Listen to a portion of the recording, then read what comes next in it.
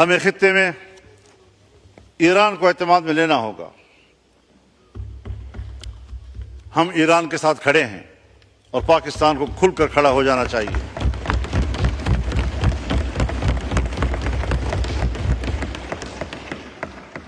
ہمیں کھل کر اہل غزہ کے ساتھ، فلسطینیوں کے ساتھ کھڑے ہو جانا چاہیے.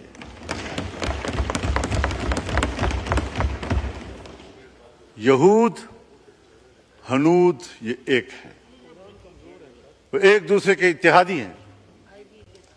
اگر فلسطین سے آگے لبنان پر وہ حملہ کر چکا ہے، اگر وہ شام پر حملے کر چکا ہے، پرانے قبضے ایک طرف، حال ہی میں جو اس نے شام کی دفاعی قوت کو تباہ کیا ہے، عراق پہ جو کچھ گزری ہے وہ آپ کے سامنے ہے، اس کے بعد ایران، اس کے بعد اب پاکستان. تو فلسطین، لبنان، شام، عراق، ایران اور اب پاکستان، اور پاکستان کی ایٹمی قوت کو تباہ کرنا ان کا ایجنڈا ہو سکتا ہے. ہمارا فلسطینی 60,000 سے زیادہ شہید ہو چکا ہے، اور ابھی تک میرے مسلمان بھائی کا خون پی پی کر صہیونی درندوں کا پیاس نہیں بجھ رہا. مسلسل بمباریاں جاری ہیں. 2 روز کے اندر 1,500 لوگ شہید ہو چکے ہیں.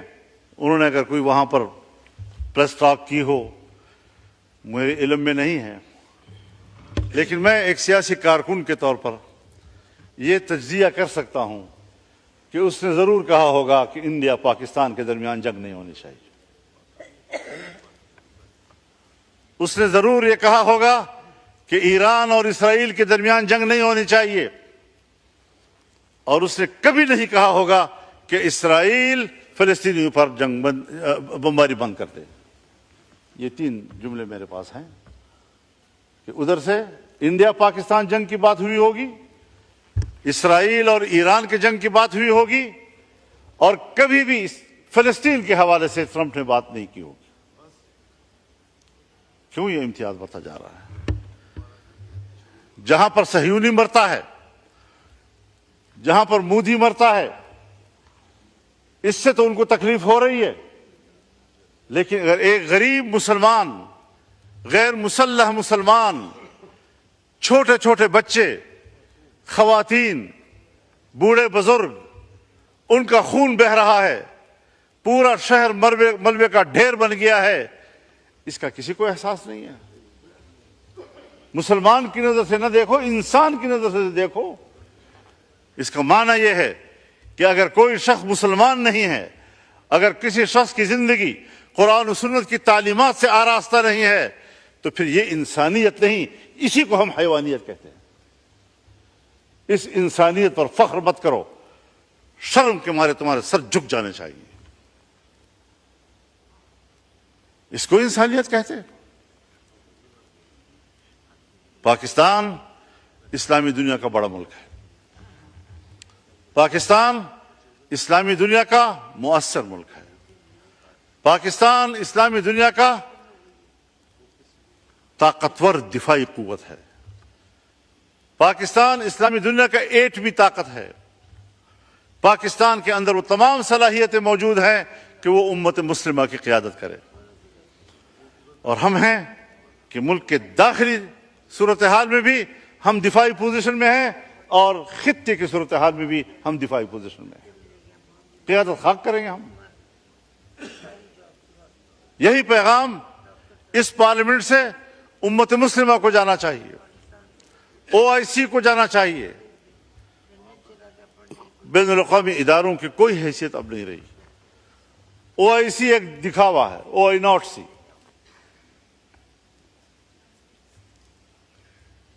سلامتی کونسل 5 بڑے ممالک، ترقی یافتہ ممالک کی منوپلی ہے. پورا اقوام متحدہ اور جنرل اسمبلی امریکہ کی لونڈی ہے. جب وہ چاہیں ہماری سیاست پر بھی قبضہ کر لیں، ہم سے قانون سازی کا حق بھی چھین لیں، ہم ان کے دباؤ پر قانون سازیاں کرتے رہیں، معیشت ان کی خواہشات کے تابع کریں۔ اور یہ جو بجٹ پیش کیا گیا ہے، اگر وزیر خزانہ صاحب موجود ہوتے تو میں ان کی موجودگی میں یہ کہتا کہ وزیر خزانہ صاحب، یہ بجٹ آپ نے تیار نہیں کیا، یہ IMF نے تیار کیا ہے اور آپ نے پڑھ کر سنایا ہے۔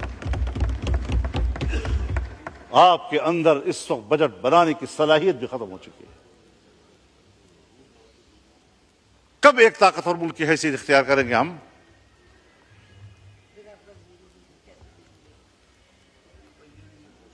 ایران اگر اسرائیل کو جواب دے رہا ہے تو ایران کے ہاتھ روکے جاتے ہیں۔ اگر پاکستان انڈیا کو جواب دیتا ہے تو پاکستان کے ہاتھ روکے جاتے ہیں۔ لیکن اگر وہ مسلمانوں کا قتل عام کر رہا ہے تو ان کو کھلی چھٹی دی جاتی ہے۔ ہندوستان کے مسلمان کا قتل عام ہوا اسی مودی کے ہاتھوں، یہ مسلم دشمن۔ اور میں ایک بات اور کہنا چاہتا ہوں دوستوں سے معذرت کے ساتھ، کہ اس کو پاک انڈیا جنگ نہ کہا جائے، یہ پاک مودی جنگ تھی، کیونکہ پاکستان متحد تھا اور ہندوستان کی حکومت کو ہندوستان میں کوئی تائید حاصل نہیں تھی۔ وہ اکیلے ہندوتوا کارڈ کھیل رہا تھا، اور ایک سرکار پاکستان پہ حملہ کر رہی تھی، اس کی اپوزیشن نے بھی ساتھ نہیں دیا، وہاں کی اقلیت نے بھی ساتھ نہیں دیا، وہاں کے سکھ نے بھی ساتھ نہیں دیا، وہاں کے مسلمان نے بھی ساتھ نہیں دیا۔ قوم آپ کے ساتھ نہیں تھی تو نتیجہ کیا نکلا؟ آج آپ لڑے اور قوم آپ کے ساتھ تھی تو نتائج کیا سامنے آئے؟ لیکن ہمیں خطے کی سیاست میں اس کے اچھے نتائج حاصل کرنے کی اسٹریٹجی بنانی ہوگی، سوچ سمجھ کر بنانی ہوگی۔ ہمیں خطے میں ایران کو اعتماد میں لینا ہوگا۔ ہم ایران کے ساتھ کھڑے ہیں اور پاکستان کو کھل کر کھڑا ہو جانا چاہیے۔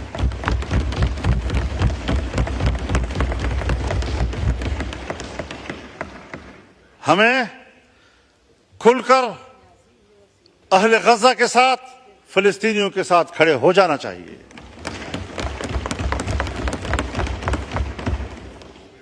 یہود ہنود یہ ایک ہیں، وہ ایک دوسرے کے اتحادی ہیں۔ اگر فلسطین سے آگے لبنان پر وہ حملہ کر چکا ہے، اگر وہ شام پر حملے کر چکا ہے، پرانے قبضے ایک طرف، حال ہی میں جو اس نے شام کی دفاعی قوت کو تباہ کیا ہے،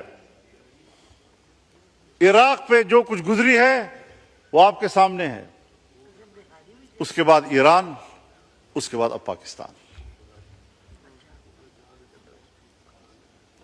تو فلسطین، لبنان، شام، عراق، ایران اور اب پاکستان، اور پاکستان کی ایٹمی قوت کو تباہ کرنا ان کا ایجنڈا ہو سکتا ہے۔ ادھر سے ہندوستان ہمارے لیے خطرہ ہے۔ ہم خطے کے ممالک کے ساتھ انگیج نہیں ہو رہے، ہمیں وہ پالیسی بھی بنانی ہوگی۔ ہمیں اپنے دوست ممالک ہم سے دور ہوتے جا رہے ہیں، وہ گرم جوشی نہیں رہی ہے جو کسی زمانے میں تھی اور آج ہونی چاہیے تھی۔ تو ایسی تمام تر صورتحال میں جناب اسپیکر، ہمیں غور کرنا ہوگا اپنی پالیسیوں کے اوپر۔ بجٹ میں ممبران اپنے حلقوں کی بات بھی کرتے ہیں، اپنے علاقوں کی بات بھی کرتے ہیں۔ جناب وزیر اعظم نے ہمارے علاقوں میں جن منصوبوں کا خود افتتاح کیا تھا، آج اسی وزیر اعظم نے اپنے افتتاح کیے ہوئے منصوبوں کے فنڈز روک دیے ہیں۔ اب بتاؤ کس سے امید رکھیں؟ تو اللہ کے حاکمیت کے نیچے اس کی نیابت تو ہم کر رہے ہیں، ہمارے حکمران کر رہے ہیں، اسے کہتے ہیں اللہ کی نیابت۔ اب جب میرے ملک کو چلانے والے لوگ، ان کی خودداری، ان کا اعتماد، اس کی حالت یہ ہے کہ اس پر فاتحہ پڑھا جائے، ختم ہو چکی ہے، یہ لوگ میرے ملک کو چلائیں گے؟ 25 کروڑ کے عوام کے اس ملک کو یہ لوگ چلائیں گے؟ جناب والا، اس ملک میں انقلاب چاہیے، روایتی سیاست کا دور اب ختم ہو چکا ہے۔ عوام کو بیدار کرو، اس میں شعور پیدا کرو، تاکہ وہ اپنے مسائل کے لیے خود آواز بلند کر سکے۔